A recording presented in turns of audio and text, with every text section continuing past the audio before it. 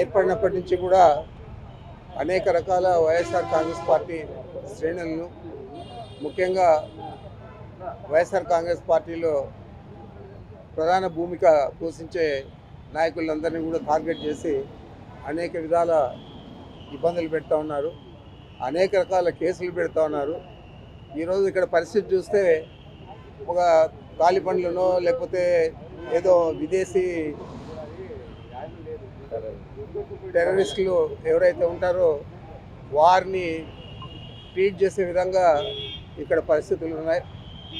మరి ఒక ప్రజాప్రతినిధికి ఇవ్వాల్సిన గౌరవాన్ని ప్రజాప్రతినిధులుగా ఉన్న చంద్రబాబు నాయుడు కానీ వారి మంత్రివర్గ సభ్యులు కానీ ఎందుకు విస్మరిస్తూ ఉన్నారు నాకు అర్థం కావడం లేదు. మరి ఇది ఇలాగే కొనసాగిన ఇబ్బంది లేదు. వైఎస్ఆర్ కాంగ్రెస్ పార్టీ శ్రేణులు తప్పకుండా ఈ పరిస్థితిని అధిగమించి ఈ ప్రభుత్వానికి బుద్ధి చెప్పే రోజులు దగ్గరలో ఉంటాయి.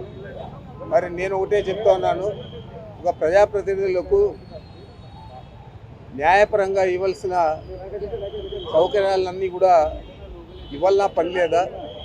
వారిని టెర్రరిస్టుల మాదిరి చూసి ఆ విధంగా మీరు వారిని ట్రీట్ చేస్తారా? ఇది మంచి పద్ధతి అని నేను అడుగుతా ఉన్నాను.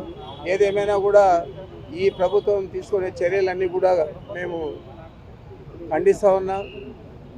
మీరు చేసే ఈ తప్పుడు విధానాలు రాబోయే రోజుల్లో ఇది ఒక అలవాటుగా మిగతా ప్రభుత్వాలకు కూడా మారకూడదని చెప్పి నేను తెలియజేస్తా ఉన్నా.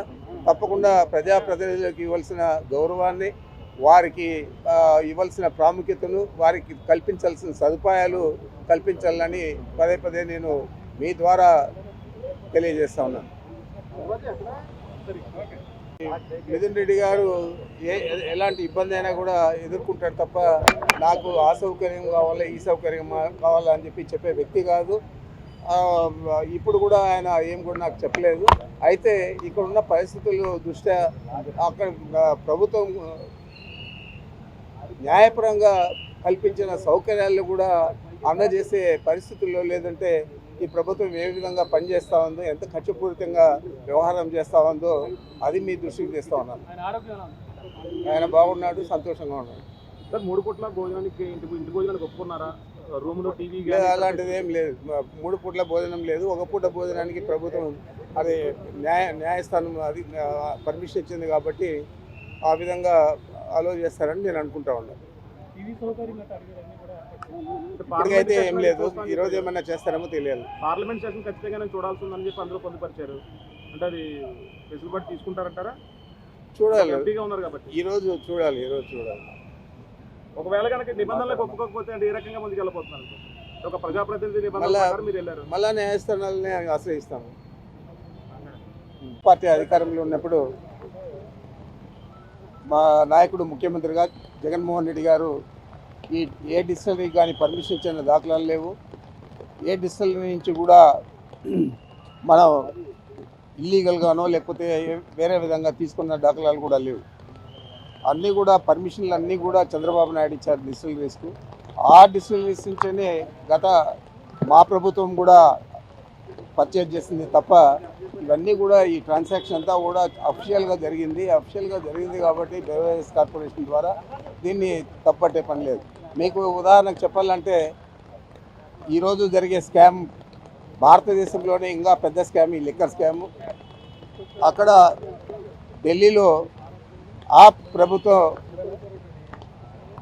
గవర్నమెంట్ షాపులను తీసి ప్రైవేట్ వ్యక్తులకు ఇచ్చింది.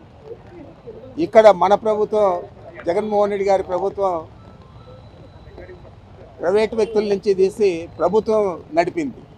ఈరోజు మళ్ళా ప్రైవేట్ వ్యక్తులకు అప్పచెప్పే విధంగా ప్రభుత్వం నుంచి తీసి ప్రైవేట్ వ్యక్తులకు చంద్రబాబు నాయుడు ఇవ్వడం జరిగింది. ఈరోజు అధిక ధరలే కాకుండా అధికంగా ఎక్కువ లిక్కర్ అమ్ముడు పోతాం. ఇంటింటిలోనూ కూడా బాటిల్ ద్వారా సప్లై చేసే పరిస్థితి ఉంది. బెల్ట్ షాపులు కాదు, ప్రతి ఇంటికి కూడా సప్లై చేసే పరిస్థితి ఉంది. మరి ఈరోజు అయినా కూడా ఆదాయం ఏమైనా పెరిగిందా గత జగన్మోహన్ రెడ్డి గారి ప్రభుత్వం కంటే అంటే ఎక్కడ కూడా పెరగలేదు. మేము చేసిందల్లా కూడా ప్రైవేట్ వ్యక్తుల నుంచి తీసి ప్రభుత్వం నడిపింది. నీకేమో మీ ప్రభుత్వం దీపేటప్పటికి 2014 నుంచి 19 దాకా ఆ రోజు 2018-19లో కేవలం 17,000 కోట్లు మీ ఆదాయం ఉన్నది. మా ప్రభుత్వం దిగిపోయేటప్పటికి క్వాంటిటీ తగ్గింది, రేట్లు పెరిగాయి. మేము అధిక ధరలు పెట్టి తాగుడును నియంత్రణ చేయాలని చెప్పి ఆలోచనతో జగన్మోహన్ రెడ్డి గారు పనిచేశారు. ఆ విధంగా మా ప్రభుత్వం దిగిపోయేటప్పటికి 25,700 కోట్లు ఇందాక మా ఎక్స్ఎంపీ గారు చెప్పారు. 25,700 కోట్ల ఆదాయం తెచ్చాము. మరి ఇప్పుడు అమ్మిన క్వాంటిటీ కంటే దాదాపు 27% తక్కువ క్వాంటిటీ ఆ రోజు అమ్మడం జరిగింది. మరి ఇవన్నీ ఈరోజు యాప్ ప్రభుత్వం మీద కేసులు పెట్టారంటే ప్రైవేటు వ్యక్తులకు అప్పచెప్పింది గవర్నమెంట్ నుంచి తీసి, మీరు అదేవిధంగా ప్రైవేటు వ్యక్తులకు గవర్నమెంట్ నుంచి తీసి ఈరోజు ఇచ్చారు. ఈరోజు అనేక అవకతవకలు జరుగుతూ ఉన్నాయి. తప్పకుండా ఇప్పుడు జరిగేది ఈ లిక్కర్ స్కామ్. ఈ స్కామ్ మీద తప్పకుండా జగన్మోహన్ రెడ్డి గారు వచ్చిన తర్వాత, ముఖ్యమంత్రిగా మా ప్రభుత్వం వచ్చిన తర్వాత దీని మీద కూలంకషంగా మేము కూడా సిట్ అయ్యాము. నేరుగా దర్యాప్తు జరిపించి యాక్షన్ తీసుకునే పరిస్థితి కూడా ఉంటుంది. ఎవరిని కూడా వదిలిపెట్టే పరిస్థితి లేదని చెప్పి తెలియజేస్తా ఉన్నాను.